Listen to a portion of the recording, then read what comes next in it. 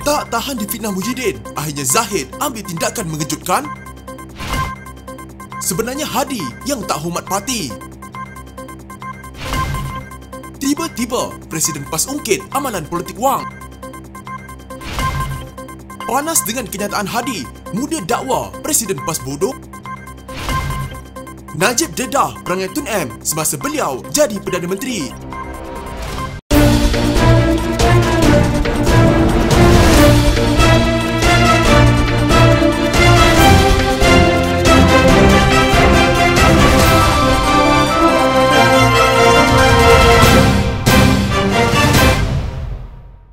Waktu kita bincang sama dengan Tok Guru Hadi, saya cerita ni, abang tuan-tuan tak tahu ya. Tuan Haji Abdullah tak tahu, baru first time dia dengar. Datang ke rumah saya bawa satu fail bertimbun-timbun tuan-tuan. Siapa dia tu? Zahid bin Hamidi. Tapi pengurusi tadi sebut Zahid Komedi. Dia bawa fail tu, rupa fail kes dia. Kes mahkamah dia ni. Dia bawa pada saya, dia kata Tan Sri, ni dia fail saya. Ini fail apa ni Zahid? Kes saya. Saya tahulah apa kes tu. Ni nak bawa nak apa-apa, Tan Sri tolonglah. Habis dia kata, saya tak buat apa-apa yang dituduh Tan Sri. Saya kata, Zahid, kalau kau kata dah tak buat apa yang dituduh, apa engkau takut? Engkau pergilah mahkamah.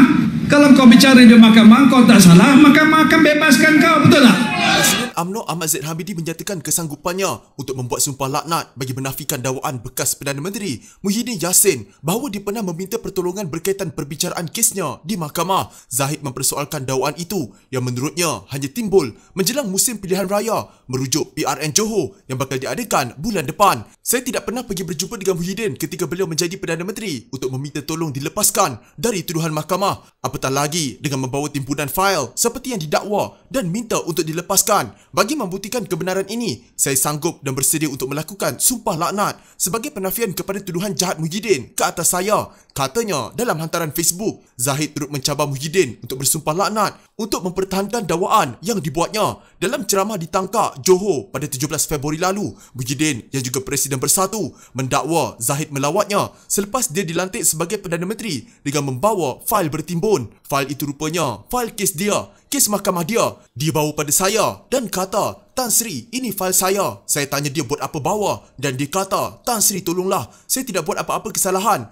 Kata Muhyiddin menceritakan tentang pertemuannya dengan Zahid. Kata Muhyiddin lagi, dalam pertemuan itu, dia berkata kepada Zahid bahawa jika ahli parlimen Bagan Datuk itu tidak bersalah, dia perlu melalui proses perbicaraan di mahkamah. Dalam hantaran Facebooknya lagi, Zahid berkata kemungkinan ada lagi dakwaan seumpama itu dibangkitkan menjelang PRN Johor sebagai strategi menyerang UMNO di peringkat nasional. Dalam cerita-cerita ini, prinsipnya mudah. Kebenaran itu berpilih-pilih. Perkara yang dianggap jahat dan menyalahgunakan kuasa hanya akan menjadi salah dan jahat jika tidak menyebelahi pihak lawan. Strategi mereka, jika tidak boleh menyerang calon-calon UMNO di Johor, alihkan perhatian ke drama di peringkat nasional, kata bekas timbalan Perdana Menteri itu lagi. Untuk rekod, Ahmad Zahid diarahkan mahkamah untuk membela diri dalam 47 pertuduhan jenayah pecah amanah CBT, rasuah dan pengubahan wang haram yang dikaitkan dengan dana berpuluh juta ringgit daripada Yayasan Akal Budi. Ia melibatkan 12 pertuduhan CBT, 8 pertuduhan rasuah dan 27 pertuduhan pengubahan wang haram ke atasnya.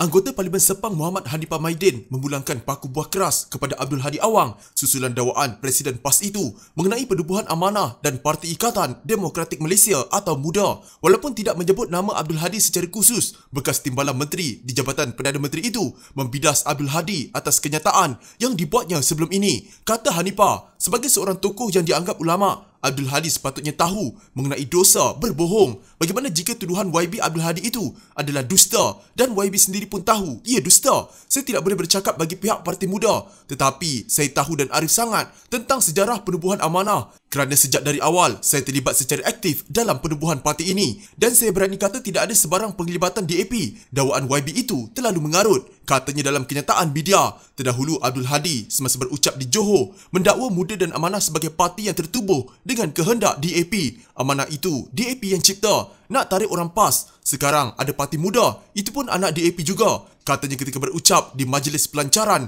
Jentera Pilihan Raya Perikatan Nasional Johor yang berlangsung di Kota Tinggi. Dakwaan mengenai penglibatan DAP dalam penubuhan amanah yang ditubuhkan hasil krisis dalaman PAS pada 2015 bukanlah pertama kali diucapkan Abdul Hadi. Sebelum itu, Ahli Parlimen Marang berkenaan pernah mendakwa DAP adalah anak tahi kepada Parti Tindakan Rakyat PAP di Singapura. Ahli PAS berkata, Abdul Hadi mungkin tidak suka dengan penjelasannya. Namun sekiranya anggota Parlimen Marang itu seorang yang jujur, dia perlu bermuhasabah dan menerima hakikat. Suka tidak suka, mungkin YB kena akui antara punca utama penubuhan amanah adalah datang dari YB atau hasil kelemahan kepimpinan YB sendiri, tegasnya. Ahli Jawatan Kuasa Amanah Nasional itu turut mempersoalkan sama ada Abdul Hadi sudah lupa atau tidak kalimah baruah yang dilafazkannya terhadap pemimpin dan ahli PAS yang tidak sehaluan dengannya semasa parti itu mengadakan muktamar di Kuala Selangor pada 2015. YB sudah juga lupa fenomena cai semasa proses pemilihan di muktamar di Kuala Selangor, atau YB juga sudah lupa tindakan YB sendiri yang tidak menghormati keputusan mesyuarat parti mengenai keputusan berhubung pencalonan Menteri Besar Selangor. YB yang tidak hormat keputusan parti. Presiden Amanah Muhammad Sabu yang dituduh ayam daging kerana secara amanah bawa keputusan parti dalam mesyuarat tertinggi Pakatan Harapan, kata Hanifah. Dia juga mengingatkan bagaimana Ahli Parlimen Marang itu berdiam diri apabila pemimpin PAS yang tidak saluan dengannya dilabel dengan pelbagai cacian.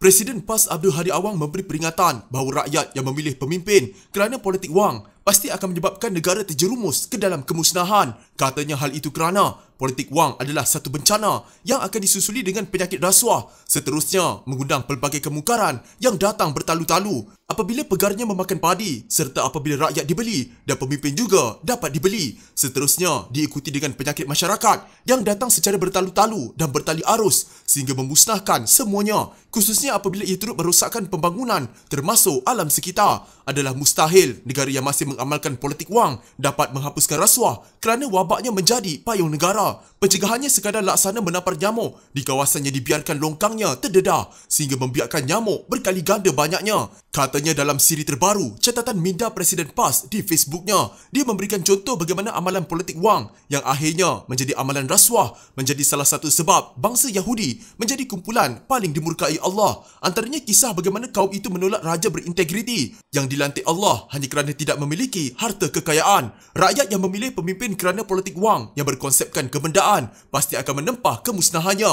Hal ini berlaku setelah urusan mereka dijual beli dengan rasuah dan penipuan semata-mata untuk mengejar kemewahan yang melampau kerana sudah tidak bermoral lagi, katanya. Sebaliknya, kata Abdul Hadi, integriti adalah syarat penting dalam memilih pemimpin mendahului harta kerana harta boleh dihasilkan dengan sah-siah berintegriti. Namun tanpa integriti, pemimpin tidak akan mampu menguruskan harta dan masyarakat. Bahkan katanya, negara yang ditegakkan dengan harta tanpa iman dan takwa serta bergantung pada integriti palsu adalah terlalu rapuh, tidak mampu bertahan lama dan akan runtuh bila-bila masa. Ilmu tanpa integriti menjadikan seseorang itu penipu. Semuanya akan merosakkan diri, masyarakat dan negara. Allah SWT melaknat pelaku, penerima, pemberi dan semua yang terlibat dengan rasuah, termasuklah rakyat yang melantik atau mengundi pemimpin dengan rasuah dan yang memilih mengamalkan rasuah, tegasnya. Dia turut membawakan perkisahan daripada Al-Quran bagaimana manusia menyesal pada hari kiamat kerana bersekongkol dengan pemimpin yang salah, termasuklah yang mengamalkan politik wang.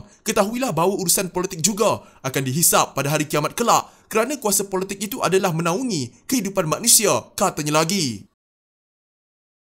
Pemimpin muda dan amanah yang tersinggung dengan dakwaan Abdul Hadi Awang bahawa parti mereka ditubuhkan DAP untuk memancing pengundi Melayu berkata generasi muda tidak akan terpedaya dengan dongeng itu. Naib Presiden Muda Zaidil Baharudin menyifatkan Presiden PAS itu bodoh memikirkan parti berasaskan anak muda itu disokong DAP. Saya tidak percaya hari ini dan pada zaman ini kita masih perlu menjawab kebodohan sedemikian. Muda tidak diasaskan DAP samalah seperti tiada chip nano 5G dimasukkan jutawan Bill Gates dalam pencegahan kita. Rakyat letih, bimbang dan sakit dari segi mental dengan apa yang berlaku. Jika apa yang boleh ditawarkan PAS kepada pengundi adalah ceramah dongeng politik bodoh, mungkin pengundi perlu mempertimbangkan alternatif lebih baik, lebih baru dan kompeten, katanya kepada portal FMT. Zaidil berkata, lebih baik PAS memfokuskan dasar, perancangan dan tindakan kerajaan persekutuan ketika negara berdepan krisis ekonomi serta kesihatan. Ahli Jawatan Kuasa Pusat Amanah Faiz Fazil menyifatkan dakwaan Hadi adalah skrip lama yang diulang kerana PAS bimbang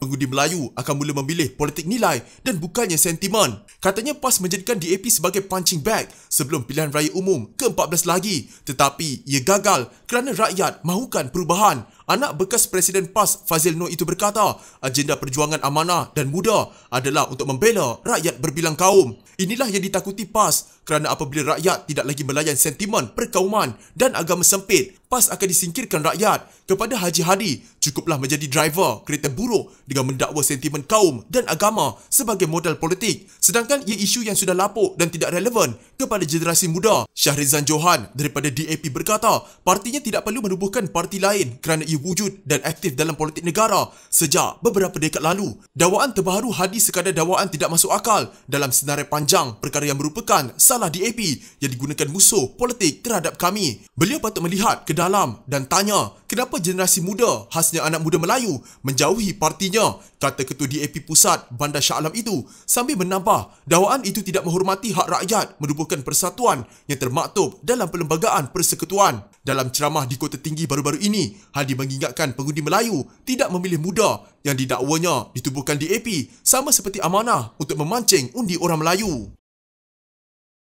Najib Razak mendedahkan Dr. Mahathir Mohamad selalu memberikan tekanan kepada beliau untuk menyokong projek-projek kroni ahli Parlimen Langkawi itu sewaktu menjadi Perdana Menteri. Najib berkata demikian sebagai respons kepada surat kedua Mahathir kepada pengundi Johor yang tidak mahu dirinya kembali berkuasa. Mungkin dia pernah tekan Pak Lah iaitu Abdullah Ahmad Badawi untuk sokong saya, tapi masalahnya ialah selepas saya jadi Perdana Menteri, Tun Mahathir asyik tekan saya untuk sokong projek-projek kroni kamu juga. Bila saya tolak, Tun meroyan pula dan mula mencorak langkah untuk berkomplot dengan Muhyiddin Yassin untuk jatuhkan saya pada tahun 2014 sebelum 1MDB menjadi isu. Anak Tun sendiri yang mengaku ini di mahkamah dan kantoikan kamu serta Muhyiddin, katanya. Terdahulu Mahathir mengakui beliau malu untuk meratib nama Najib yang terpalit tuduhan penyelewengan dana negara, namun berbuat demikian bagi memastikan ahli Parlimen pekan itu tidak kembali berkuasa. Mahathir turut memaklumkan pada awalnya beliau menyokong kepimpinan Najib sebagai Perdana Menteri kerana yakin keupayaannya dan juga terhutang budi kepada Abdul Razak Hussein yang mengangkat karier politiknya.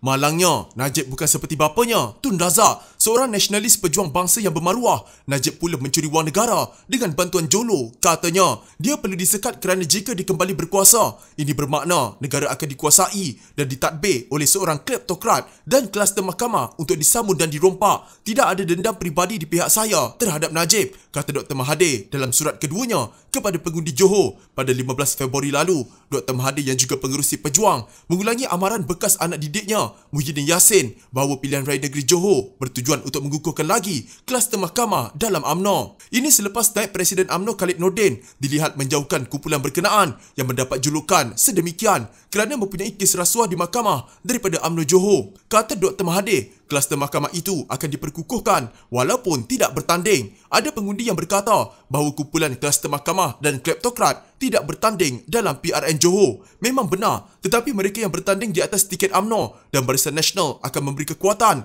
kepada kluster mahkamah dan kleptokrat, kata Mahathir. Membalas kritikan Mahathir, Najib menyifatkan veteran politik itu telah sihat selepas keluar Institut Jantung Negara apabila terus meratib namanya.